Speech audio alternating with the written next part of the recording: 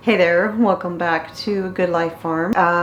First of all, as most of you know, back in January, a few weeks ago, I went on a trip up to Tennessee, just south of Nashville, to Columbia, Tennessee, for the Homesteaders of America Business Conference. Now, this particular conference was not like the one that is held in Virginia every October. This one was much smaller, a much more intimate gathering place, and it had a completely different focus. The one that takes place in Virginia is humongous. There's thousands of people that go to it every year. It's a very festive sort of environment. There's lots of vendors who come and everything else. However, the one that I just went to in January was focused on business. So it was just a couple hundred people there as opposed to a couple thousand. And you didn't really have vendors there. The only people that were selling anything really were the authors who had tables set up for their books. And these were the speakers for the conference. Now, one of the things about me is that when I travel, I really like to stay in Airbnbs.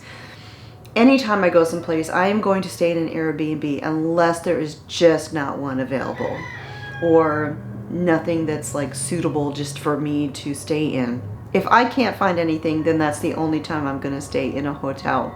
Well, this particular trip, there were some ladies who I really got to know up in the Virginia conference in October, and they were all coming, and we chose to share an Airbnb since we were all going to the business conference in Tennessee. The afternoon before the conference, we all converged in Nashville, and it was Tangi from Freedom Homestead, Anna from Fermented Homestead, and Julie from Row & Co Farms. I am getting ready to meet up with my friends. We are meeting at this historical building. It's got like a whole bunch of shops and things like this in here. We're gonna get some lunch, and then at some point we'll go to the Airbnb. I'm really excited. Julie is en route. She should be here any minute. Anna has landed at the airport. Tangi is there waiting at the curb to get her, and then they will be heading over here and we will all be meeting up. We all met up at a business that it used to be a big factory, like a automobile type of factory. And they had taken this old factory and converted it into businesses. And so inside this business, there was distilleries, there was an olive oil store where we did a tasting. All through the hallway, there was kind of the history of the building. And there was all sorts of other shops in there.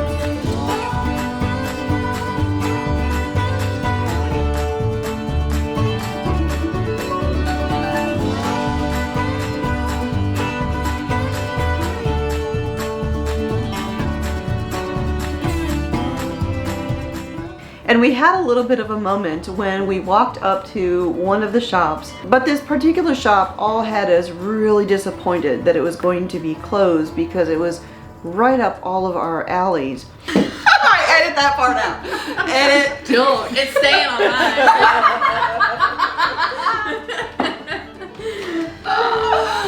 So I just had to bring up how we all met yesterday when we all arrived in Nashville. Yes. Yes. So we all converged. I mean, it was so perfect. We all like arrived at the exact same same, time. like within minutes of each other from Yes. 4 different states. Yes. But we were meeting up at it's an old factory converted into shops, and we walked all through there. There was, I think the most famous one would be what's it called? Oh God. Architectural archaeology. That's it. The Pickers. She got it. The American Pickers store. Their Yes. place. We went there. So we walked all through there, and you know, this is the first time, I think, other than like having dinner and stuff, we did meet at HOA, but this is the first time we got to really hang out. Yes. Girls' weekend. Yes. And we all met there, and we were walking through the hall, this big long hall with all these different shops and everything. And we saw this one, it was like a tactical store, and we're like, this is our kind of store. But we didn't think it was open because it didn't look like the lights were on. You couldn't see anybody, the open side was Yeah, and we off. were all kind of like, oh. And then I grabbed the door, and it opened, and What did we do? instantly, at the exact same moment, all 4 of us gasped. It's open. It's open! And the guy inside was around the corner, and he was like, He looks in like somebody's like trying to do something. And Julie's like, we really are friends! We just became best friends in this moment. I was like, so funny. we knew. Yeah. Yes. Yeah. And then we had another moment, almost identical to that, when we went to eat at the restaurant a little while later. So It's called the Pharmacy. Yes. In Nashville on, I don't remember what street. I don't Yeah. remember the street We'll either, but put it down below or something. yes, it was good. It was very good. And so we're all like, about to order food, and And we're all eating like low carb types of diets. yeah, so the waitress says the word sauerkraut, and we all immediately Sauerkraut! and we're like, Because we We could are substitute friends. our bun. Yeah. Sauerkraut. so we all did. obviously Yes. we all really love tactical stores and Fermented sauerkraut food. Yes. And coffee. and coffee. So Freedom. hence Sauerkraut. Sauerkraut and And coffee. coffee. I didn't even put that together. That makes total sense. so we are friends over these 3 topics, Yes. which are simple but unanimous and ubiquitous with homesteading: freedom, sauerkraut, and coffee. Yep. Like, these are the basis of our lives. Okay. No idea. This is it. Yeah. So, yeah. That's funny. That's all. Goodbye. You know, one of the things I love about the Airbnbs is the environment, just the atmosphere. You know, they're all very welcoming. I have never had a bad experience at an Airbnb. They have always been overwhelmingly positive. Unlike my stays at modern hotels with air conditioning or heat that turns off when there isn't movement in the room because people are sleeping, or they've stopped giving full-sized pillows and give mini half pillows and expect you to sleep comfortably on that.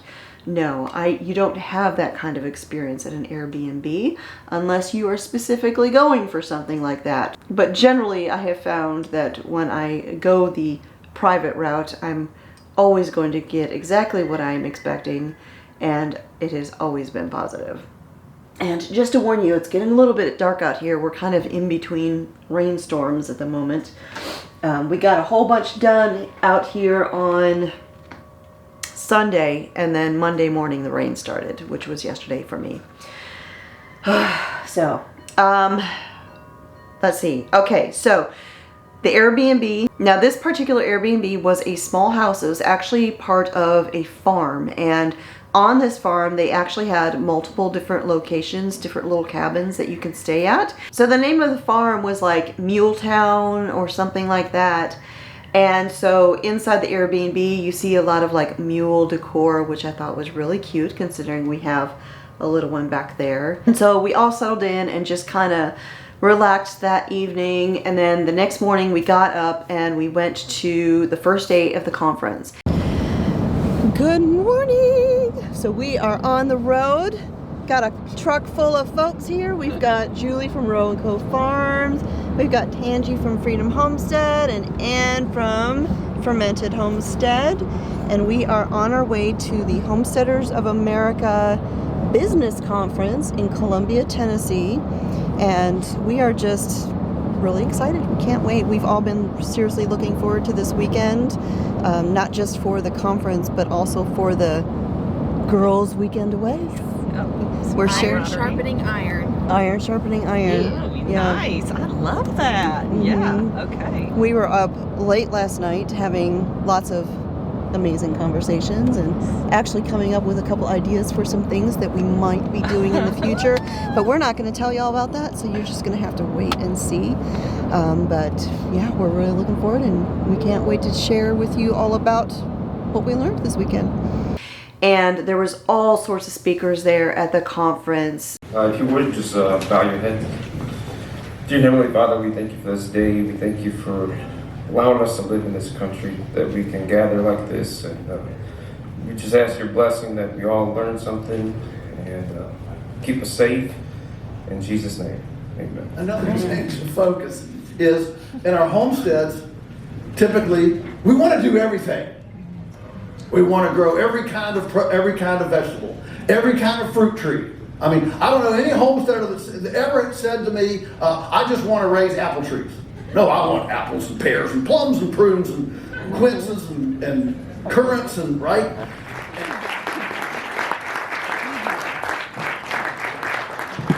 That's the secret to getting in the vlog. Platform.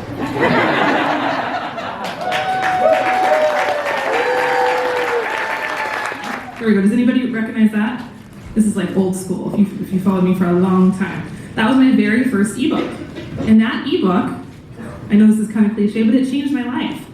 And it opened up the door. But the entire conference was all about how you can make your homestead profitable. Not necessarily just through your typical homesteading avenues, but alternative avenues such as teaching, such as an Airbnb or experiences or YouTubing, or market farming. So there was all these different angles at how to make your homestead more than just a homestead.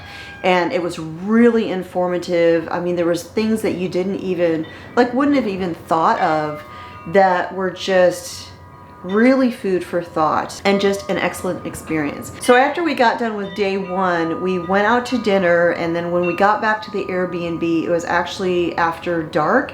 And as we were walking up to the porch, one of the ladies, I think it was Anna, was startled by something, and lo and behold, standing right there in front of the little house that we were staying in was a horse, just sitting there grazing.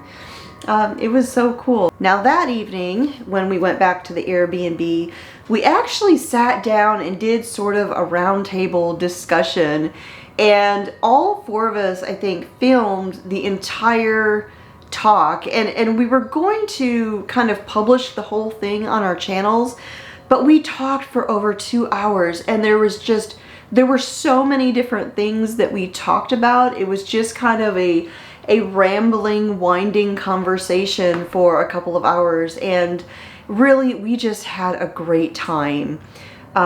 We did kind of introduce ourselves to everybody, and so I'm going to show you here the other ladies, their introductions as to who they are and what they do on their channels. Welcome to Freedom and Sauerkraut. Freedom and coffee. Sauerkraut. And coffee. Freedom, Sauerkraut and coffee. I love it. Yeah. Yo.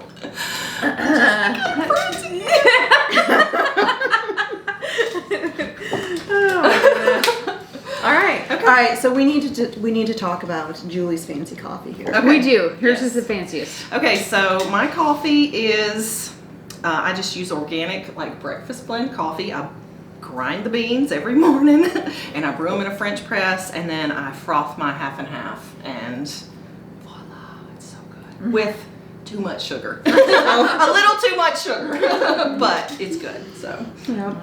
So I have a particular coffee that I really, really like that is actually from Nashville, Tennessee, which is not far from where we currently are sitting. And it's called Bongo Java, it's the brand, and the one I like is Mystic Brew. It's an organic coffee. I used to grind my coffee every day, but I was tired of the coffee mess that my grinder was doing, and so I just started ordering the ground, and I did a taste test, and for this particular coffee, I didn't really notice any difference, so I'm like, I'm going for convenience, and so I just like my regular coffee with my regular coffee maker set up on a timer, so I wake up to the fragrance of coffee. Yeah. Yes. I can appreciate And that. just with some organic half and half and no sugar. That's me. Yeah. I enjoy my coffee in any way that involves coffee. I am not picky. I will drink anything from Folgers all the way up to a fancy roast. However, my preferred is like an organic San Francisco brand from Costco, and I buy the whole bean, but I get really irritated if I have to grind it very often, so I just marathon grind it. And I just fill up a couple containers of it. It lasts me about 2 weeks.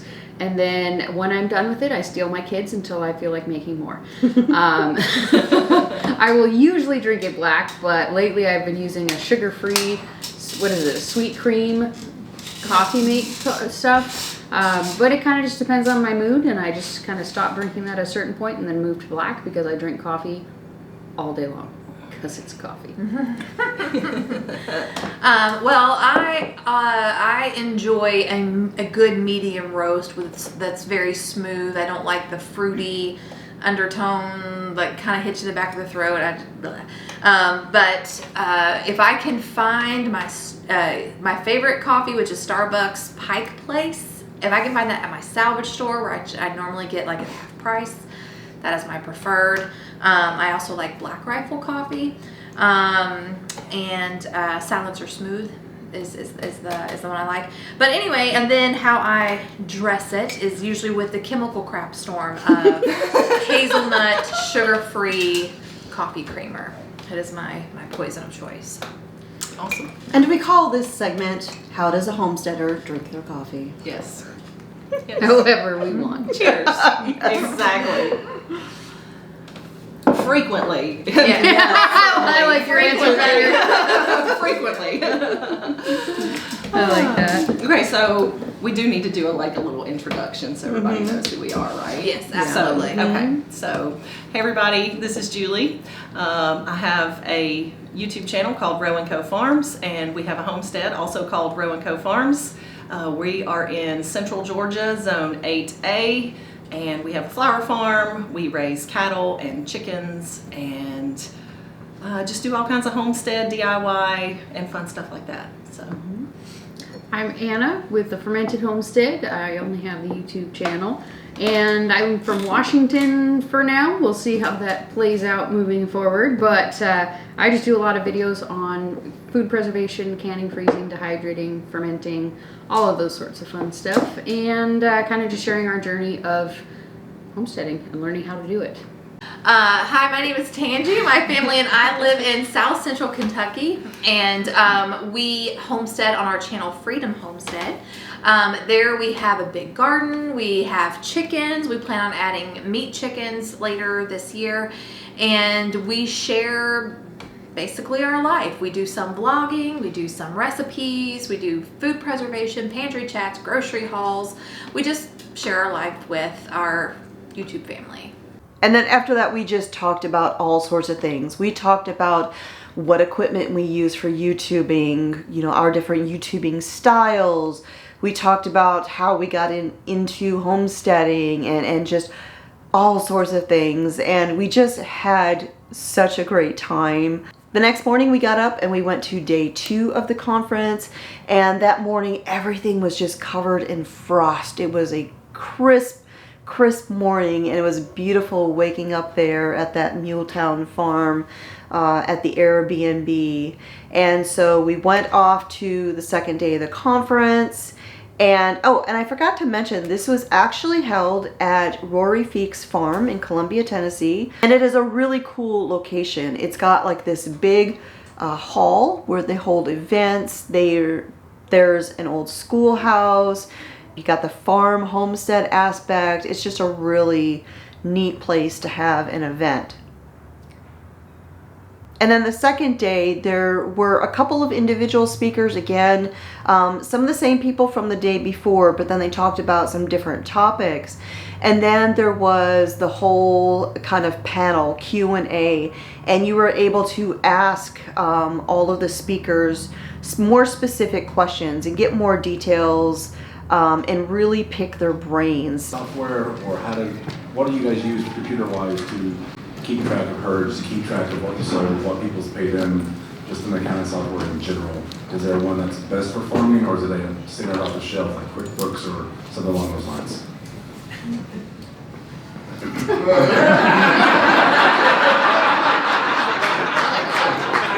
We use QuickBooks. How was that, Amy? That was pretty good. Is that short enough, Amy?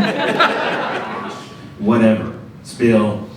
So do that same thing with the work. We don't have a work-life balance. We threw that out the window a long time ago. My computer's right there in the middle of it all, and I love getting interrupted and helping in the middle of the things, and that's okay. We're all crazy, but sometimes crazy is the right thing to do. If I could just add one thing, I think we as a culture, we have segregated our lives dramatically, especially in the last 100 years. They go to school, you go to work, you go to Disney for recreation. We are not a home-centric society that is integrated anymore. We're highly segmented and segregated, and so if I could just offer one more thing in the discussion, it's that you simply don't think work and play. You don't think go there. It's all one. It's all one thing, and so you work, and during the work you're doing math problems. We've got to plant green beans. We're going to put them on 6-inch centers. How far do we go? 20 feet. Well, how many plants will that be? How many seeds will that be in 20 feet? You just do that, and suddenly it's all an exciting discovery process. So it was just such a rewarding experience going. The Homesteaders of America has all different events, and this year they're actually going to have more than these two. Now, the business one they did last year, and then this was the second year they did it. And then of course you have the big Homesteaders of America conference that takes place in Virginia in October. But in April of this year, coming up here before too long, they're going to have a beginner homesteader conference, and this again is held there at Rory Feeks Farm in Tennessee. It is the smaller, more intimate setting where you can ask more questions, get more one-on-one information, pick people's brains, and it's really geared towards people who are either just getting started in homesteading or want to get started in homesteading. And I will actually be there, not as a speaker, but I will be one of the volunteers. And so you can see me there if you're planning on going. And then again in October, they will have their big event up in Virginia. And then in November, they're talking about a women's retreat. And I think that one's going to be here in Tennessee as well. So I know myself and a couple of my homesteading YouTuber friends are really interested in that. So if the world doesn't implode between now and then, we are very interested in going. Now, that brings me to my second topic, which is kind of related to the business conference. While we were there, all four of us, myself, Tangi, Julie, and Anna, all picked up Beyond Labels. And this is a book that helps you rethink food labels. There's more than just what is on that label as far as how that food is going to affect your health and nutrition and everything else. So this was written by Sina McAuliffe, who is a PhD in nutrition, and of course Joel Salatin. So you have the doctor and the farmer teaming together to make this book. And this isn't a typical book in that they sat down and had this like really long conversation that was just full of meaty information, and someone suggested turning the transcript of that discussion into a book, and that's exactly what they did. And so not only do you have the discussion between Joel and Sina, but then they also have tips, they also have usable information, things that you can do in your life step by step to rethink food and rethink your health and how that food affects it. And so, because all four of us picked up this book, Tangi suggested, why don't we do a book club? And I announced this through social media the other day, but the very first segment of the book club is going to be today. That is why this video is going up in the morning, because we, all four of us, will be live on Tangi's channel, Freedom Homestead, and we will be discussing the first 2 chapters of this book. And if you don't have this book, you can get it on Amazon. I have an affiliate link down below where you could purchase that. But it is also available on Kindle Unlimited, and if you don't want to spend any money right yet, you can download the free trial of Kindle. I think it's like maybe a week or 2 or something like that. And you can get this book, take a look at it, and see what you think before you spend any money. So we're going to do a book club video on her channel. Again, that's Freedom Homestead, every single week, and I believe they're all going to be on Wednesdays.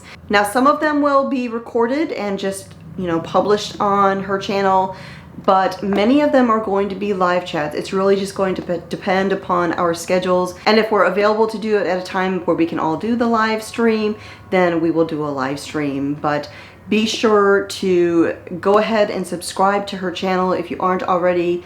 Hit the notifications and be sure to join us later today. We will be going live at this time right here. And again, that is not going to be here at A Good Life Farm. This is going to be on Tangi's channel, Freedom Homestead, and it will be going up at this time. So be sure to join us over there. So that is it for today. Thanks for hanging out with me here again at A Good Life Farm. My name is Constance, and I will talk to y'all next time.